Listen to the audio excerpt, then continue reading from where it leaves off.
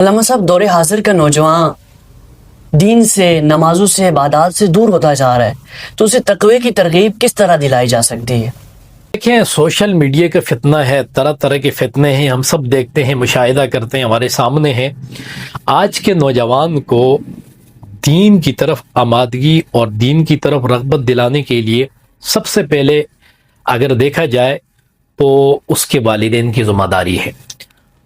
نوجوان یا بچہ، دیکھیں حدیث پاک میں آتا ہے کہ ادبوا اولادکم علی ثلاث خصال حب نبیکم وحب لاہل بیتہ وحب لقراءۃ القرآن۔ یہ تین باتوں کی تربیت اولاد ماں باپ ہی دے سکتے ہیں۔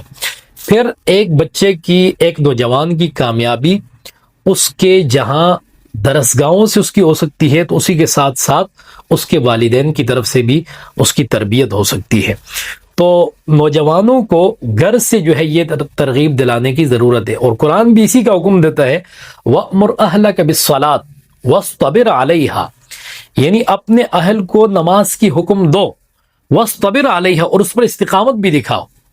پھر اللہ تعالیٰ فرماتا ہے کہ میں تم سے لا نسألک رزقا، میں تم سے رزق کا سوال نہیں کرتا، نحن نرزقک، رزق تو ہم ہی دیتے ہیں، والعاقبۃ للتقوی، اچھا انجام اس کا ہوگا جو متقی پرہیزگار ہوگا۔ تو نوجوان کی تربیت اس کے گھر سے، اس کے ماں یا باپ یا دونوں میں سے دونوں جب اس کی ترغیب، اس کی جو ہے وہ تربیت کریں گے عبادت کے حوالے سے، جیسے آپ علیہ السلام نے اپنی امت کو 10 وصیتیں کی، اس 10 وصیتوں میں ایک وصیت یہ بھی ہے، ہر باپ کی ذمہ داری ہے کہ وہ گھر میں ایک چھڑی رکھے، اور اس چھڑی سے رات کے وقت اپنے اولاد سے پوچھے کہ آج کے دن میں کتنی نمازیں پڑھی ہیں، یا کتنے اچھے کام کیے ہیں، کتنے برے کام کیے ہیں، اس کی تربیت کے لیے۔ تو یہ آپ علیہ السلام نے امت کو جو ہے تعلیم دی۔ تو سب سے پہلے نوجوان کو دین کی طرف راغب کرنے کے لیے اس کے ماں باپ کی ذمہ داری ہے۔ پھر وہ نوجوان، اس کا جس شعبے سے تعلق ہوتا ہے، وہ دنیاوی اعتبار سے کسی بھی پیشے میں ہے، کوئی بھی کام کرتا ہے، تو جس کے ماتحت رہتا ہے اس کو چاہیے کہ وہ اس کے ماتحت جن سے رہ کر ان سے جو ہے وہ تربیت حاصل کرے۔ لیکن یہ سلسلہ ایسا ہوگا کہ جب اوپر والے خود دین کی طرف ہوں گے تو وہ اسی کو رغبت دلا سکتے ہیں۔ علامہ صاحب، دور حاضر کا نوجوان نماز و روزے سے غافل ہے، تو اسے کس طرح ترغیب دلائی جائے نماز و روزے کی؟ یہی بات ہماری چلی کہ نوجوان اگر غافل ہے تو اس کو اخلاقی دائرے میں دین کی طرف لایا جائے۔ ایک روش ہمارے ہاں لوگوں کی یہ بھی ہے، اور معاشرے میں ایک عجیب تلخ حقیقت ہے کہ آج کل اگر کوئی نماز پڑھنے لگتا ہے یا کوئی عبادت کرنے لگ جاتا ہے، تو بعض اوقات یہ بھی دیکھا گیا کہ وہ اپنے عبادت اور زہد و تقوی کو یعنی ایک گھمنڈ کے طور پر دوسرے کو حقارت کی نظر سے دیکھتا ہے۔ تو یہ یاد رکھیں کہ عبادت وہی ہے کہ جس سے آپ کا دل نرم ہو جائے، جس سے آپ کے دل میں دوسرے کے پیار، دوسرے کی محبت پیدا ہو۔ اگر دوسرے کے پیار، دوسرے کی محبت پیدا نہیں ہوتی اور عبادت سے آپ کا دل اور سخت ہوتا ہے، تو پتہ چلا ہے کہ آپ اپنے عمل میں، عبادت میں کامل نہیں ہیں۔ اس لیے ایک انسان جیسے ایک اچھا عمل کوئی کرتا ہے تو اس کو چاہیے کہ اس اچھے عمل کی ترغیب نوجوان کو بھی دے۔ پھر وہ نوجوان کو دین کی طرف آمادگی دلانے کے لیے آپ علیہ السلام کی بے شمار تعلیمات، احادیث مبارکہ اس پر شاہد ہیں۔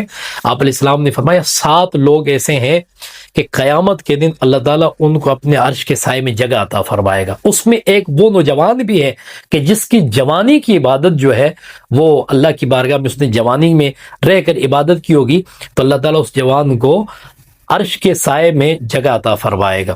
تو جب ایک نوجوان کو طریقہ کار سے اس طرح دین کی بات یا حدیث کی بات بتائی جائے گی، تو امید ہے کہ انشاءاللہ ایک نہ ایک دن وہ جوانی کی جو ہے وہ عبادت کی طرف اس کا دل مائل ہوگا، اور وہ اپنی آمادگی ظاہر کرنے کے بعد انشاءاللہ استقامت دکھائے گا۔ اگر آپ کی اجازت ہو تو میں اس پر آپ کو ایک حکایت، ایک واقعہ بھی سناؤں۔ ایک نوجوان تھا جو یعنی کہ وہ ایک عام زندگی تھی، گناہوں سے، مسجدوں سے جو ہے دور، عبادت سے دور، گناہوں میں اس کی زندگی گزر رہی تھی۔ حضرت عمر رضی اللہ تعالیٰ عنہ کا دور تھا، اور حضرت عمر رضی اللہ تعالیٰ عنہ کے دور میں جب خواتین میں مسجد میں جا کے نماز پڑھتی تھی، اور اس وقت تک جائز تھا یہ نماز خواتین کا مسجد میں جا کے پڑھنا، جو کہ اب ہمارے فقہ حنفی میں جو ہے وہ جائز نہیں ہے، تو ایک نوجوان لڑکی جو مسجد نبوی شریف میں نماز پڑھنے آتی تو اس کے راستے میں ایک جوان کھڑا ہوتا. وہ جب باہر نکلتی تو راستے میں نوجوان کھڑا ہوتا. روزانہ کی بنیاد پہ معمول بنا لیا.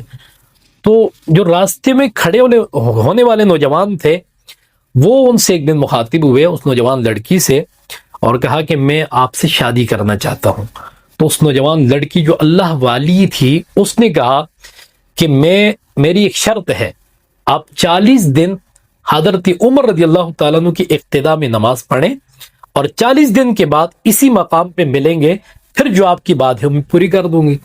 تو 40 دن کی نیت سے اس نے کہا یہ شرط تو میں پوری کر دوں گا. اب وہ جوان نماز کے لیے آیا, اس نے حضرت عمر رضی اللہ تعالیٰ عنہ کی اقتداء میں جو مراد مصطفیٰ ہیں, جو مراد رسول ہیں, پھر حضور کی مسجد جس میں 2 رکعت نماز پڑھنے پر 50,000 نمازوں کا ثواب ملتا ہے, اس مسجد میں آ کر جب حضرت عمر کی اقتداء میں اس جوان نے نماز شروع کی تو جب نماز پڑھتا گیا تو اس کی دل کی دنیا بدلتی گئی. یہاں تک کہ روایت میں آتا ہے کہ جب 40 دن اس نے پورے کیے تو اب اس کی چال چلن انداز ہی بدل گیا. اب وہ مسجد سے باہر نکلتا ہے, راستے کی سیدھی طرف سے نظریں جھکا کر وہ جا رہا ہے. تو 40 دن پورے ہونے کے بعد اسی نوجوان لڑکی نے اس سے کہا اے جوان آج تیری نگاہ تو اوپر نہیں اٹھ رہی. تو اس کا جواب یہ تھا کہ حضرت عمر نے میرے دل کا تعلق خدا سے جوڑ دیا ہے. تو اس سے آپ اندازہ لگائیں کہ جب آپ دل سے, اخلاص سے, محبت کے ساتھ, پاکیزگی کے ساتھ اللہ کی بارگاہ میں اپنے پیشانی کو سجدے سے آباد کریں گے تو اللہ تعالیٰ اس نماز کی برکت سے آپ کو تقوی کی دولت نصیب فرمائے گا. اور یہ نوجوان کی زندگی ہمارے لیے ایک نمونہ ہے. ویسے بھی قرآن کریم کہتا ہے کہ ان الصلاۃ تنہا عن الفحشاء والمنکر, کہ بے شک نماز بے حیائی اور برے کاموں سے انسان کو روکتی ہے.